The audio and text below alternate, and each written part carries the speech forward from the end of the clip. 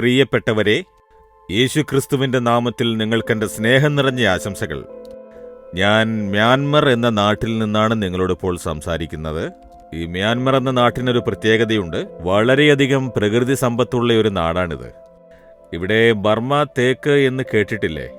ഞങ്ങളുടെ ഗ്രാമത്തിൽ ഒരുപാട് ബർമ തേക്ക് മരം ഒരുപാട് കപ്പലുകളിൽ വന്നിറങ്ങും. തൂത്തുക്കുടി പോർട്ടിൽ വന്നിറങ്ങും. മരക്കച്ചവടം ചെയ്യുന്നവർ അവിടെ വളരെ വലിയ കടകൾ നടത്തിക്കൊണ്ടിരിക്കും. അവരോട് ഇതെന്താണെന്ന് ചോദിച്ചാൽ ബർമ തേക്കാണെന്ന് പറയും. ഒരു കാലത്ത് ഇവിടെ നിന്ന് വളരെ വലിയ തേക്കുമരങ്ങൾ കൊണ്ടുവരുമായിരുന്നു. അത് വളരെ പ്രശസ്തി ആർജിച്ചതാണ്. ഇത് കണ്ടോ, തേക്കുമരം. ഒരു മരം കൊണ്ട് ഭംഗിയുള്ള ഒരു സോഫ ചെയ്തിരിക്കുന്നു. കാണാൻ നല്ല ഭംഗിയുണ്ട്. കാരണം ഈ നാട് ധാരാളം മരങ്ങളും ചെടികളും തിങ്ങി വളരുന്ന കാടുകളുള്ള ഒരു നാടാണ്. പക്ഷേ അവയെ പരിപാലിക്കണം. പ്രകൃതിയെ ഇപ്പോൾ പഴയതുപോലെ തേക്കുമരങ്ങൾ മുറിച്ചു കൊണ്ടുവരാൻ സാധിക്കില്ല. എല്ലാം റെസ്ട്രിക്റ്റ് ആണ്. നാടിനെ സംരക്ഷിക്കാൻ നമ്മളും പ്രകൃതിയെ സംരക്ഷിക്കേണ്ടതുണ്ട്. വീട്ടിലൊരു മരം നട്ടുവളർത്തിയാൽ അതൊരു വലിയ അനുഗ്രഹമാണ്. അത് ദൈവം നമുക്ക് തന്നിരിക്കുന്ന അനുഗ്രഹമല്ലേ? അതുകൊണ്ടൊരു ഫലവൃക്ഷം നട്ടുപിടിപ്പിച്ച് അത് വളർത്തണം. നിങ്ങളുടെ വീട്ടിലൊരു ചെറിയ സ്ഥലം ഉണ്ടായാൽ മതി. ഓരോരുത്തരും ഓരോ മരം വളർത്തിയാൽ അത് നമുക്ക് വലിയ ഒരു അനുഗ്രഹമായിരിക്കും. അത് ശീതോഷ്ണ സ്ഥിതിയെ ക്രമപ്പെടുത്തി തരും. കൂടാതെ ധാരാളം ഓക്സിജനും കിട്ടും. അപ്പോൾ വൃക്ഷങ്ങൾ നാടിന് നന്മയുണ്ടാക്കുന്നവയാണ്.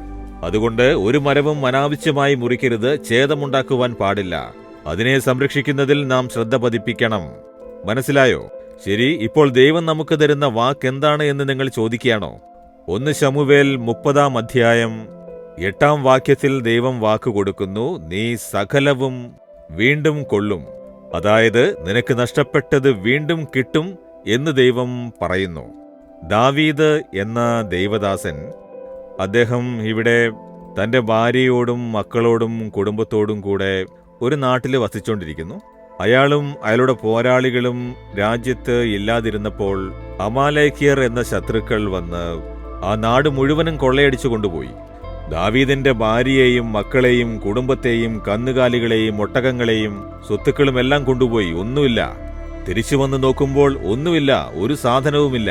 എല്ലാം മോഷ്ടിക്കപ്പെട്ടു, കൊള്ളയടിച്ചു കൊണ്ടുപോയിരിക്കുന്നു. നഷ്ടം. അപ്പോൾ ദാവീദ് തന്റെ ശക്തി ക്ഷയിക്കുന്നതുവരെ കരഞ്ഞു.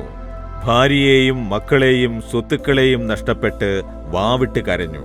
ചിലപ്പോൾ നിങ്ങൾ നഷ്ടങ്ങളുടെ നടുവിലായിരിക്കാം. ശരീരത്തിന്റെ ആരോഗ്യം നഷ്ടപ്പെട്ട് ബലഹീനരായിരിക്കുകയാണോ? കുടുംബത്തിന്റെ സമ്പത്ത് നഷ്ടപ്പെട്ട് ദാരിദ്ര്യം അനുഭവിക്കുകയാണോ? ഉണ്ടായിരുന്ന ജോലി നഷ്ടപ്പെട്ട് ഇനി എന്ത് ചെയ്യണമെന്ന് അമ്പരന്നിരിക്കുകയാണോ? കച്ചവടത്തിൽ നഷ്ടമുണ്ടായി കടബാധ്യതയിൽ കുടുങ്ങിയിരിക്കുകയാണോ? ബന്ധങ്ങളെ നഷ്ടപ്പെട്ട് നിങ്ങൾ തുടിക്കുകയാണോ? നഷ്ടങ്ങൾക്ക് നടുവിൽ നിങ്ങൾക്ക് വളരെ പ്രിയപ്പെട്ട ഒരാൾ മരിച്ച് പോയതുകൊണ്ട് ആ നഷ്ടത്തെക്കുറിച്ച് നിങ്ങൾ വേദനിച്ചുകൊണ്ടിരിക്കുകയാണോ? ഏതോ ഒരു കാര്യത്തെ, ധനത്തെയോ വസ്തുക്കളെയോ ആരോഗ്യത്തെയോ ബന്ധങ്ങളെയോ നഷ്ടപ്പെട്ട് ദുഃഖിക്കുകയാണോ? അത് വേദന തന്നെയാണ്. നഷ്ടമെന്നത് വലിയ വേദന തന്നെയാണ്. ദാവീദ് കരഞ്ഞു വിളിച്ചു എന്ന് വേദപുസ്തകത്തിൽ പറയുന്നു. പിന്നീട് തന്നെ സ്വയം ദൃഢപ്പെടുത്തി ദൈവസന്നിധിയിൽ ചെന്നു. കർത്താവേ, എനിക്കെല്ലാം നഷ്ടപ്പെട്ടുവല്ലോ. ഭാര്യയെയും മക്കളെയും സ്വത്തുക്കളുമെല്ലാം പോയി. ശത്രുക്കൾ കൊള്ളയടിച്ചു കൊണ്ടുപോയിരിക്കുന്നു. അപ്പോൾ ദൈവം പറഞ്ഞു, ദാവീദേ, നീ ഭയപ്പെടേണ്ട. നഷ്ടപ്പെട്ട എല്ലാം ഞാൻ നിനക്ക് തിരിച്ചു തരും. ശത്രുവിന് ഒന്നും കൊണ്ടുപോകാൻ സാധിക്കില്ല. ശത്രുവാകുന്ന പിശാചില്ലേ, അവനാണ് നമുക്ക് നഷ്ടങ്ങൾ ഉണ്ടാക്കുന്നവൻ, നമ്മുടെ അനുഗ്രഹത്തെ മോഷ്ടിക്കുന്നവൻ. എല്ലാം നിനക്ക് തിരികെ കിട്ടുമെന്ന് ദൈവം പറയുന്നു. ഞാൻ എല്ലാം തിരിച്ചു തരും. അതേപോലെ ദൈവമെല്ലാം തിരികെ കൊടുത്തു എന്ന ചരിത്രം വേദപുസ്തകത്തിൽ എഴുതപ്പെട്ടിരിക്കുന്നു. നിങ്ങളുടെ ജീവിതത്തിൽ നഷ്ടപ്പെട്ട ജോലി നിങ്ങൾക്ക് വീണ്ടും തിരിച്ചു കിട്ടും. നഷ്ടപ്പെട്ട സമ്പത്ത് നിങ്ങൾക്ക് വീണ്ടും തിരിച്ചു കിട്ടും. നഷ്ടപ്പെട്ട ശരീരാരോഗ്യം നിങ്ങൾക്ക് വീണ്ടും തിരിച്ചു കിട്ടും. നഷ്ടപ്പെട്ട ബന്ധങ്ങളെ വീണ്ടും തിരിച്ചു കിട്ടും. നഷ്ടപ്പെട്ട ശുശ്രൂഷയെ വീണ്ടും തിരിച്ചു കിട്ടും. നിങ്ങൾക്ക് എന്താണ് നഷ്ടപ്പെട്ടിരിക്കുന്നത്? ദൈവം പറയുന്നു, അത് വീണ്ടും തിരിച്ചു ലഭിക്കുമെന്ന്. വിശ്വസിക്കൂ. നമുക്ക് നഷ്ടപ്പെട്ടത് വീണ്ടും തരാനാണ് യേശു കുരിശിൽ എല്ലാം നഷ്ടപ്പെട്ടവനായി തൂങ്ങിയത്. കണ്ടോ, യേശുവിനെല്ലാം നഷ്ടപ്പെട്ടു. വസ്ത്രം നഷ്ടപ്പെട്ടു, രക്തം ചിന്തി, രക്തം നഷ്ടപ്പെട്ടു, ശരീരത്തിന്റെ ബലം നഷ്ടപ്പെട്ട്, തന്റെ ശിഷ്യന്മാരെ നഷ്ടപ്പെട്ട്, എല്ലാം നഷ്ടപ്പെട്ട് കുരിശിൽ ഒറ്റയ്ക്ക് തൂങ്ങി.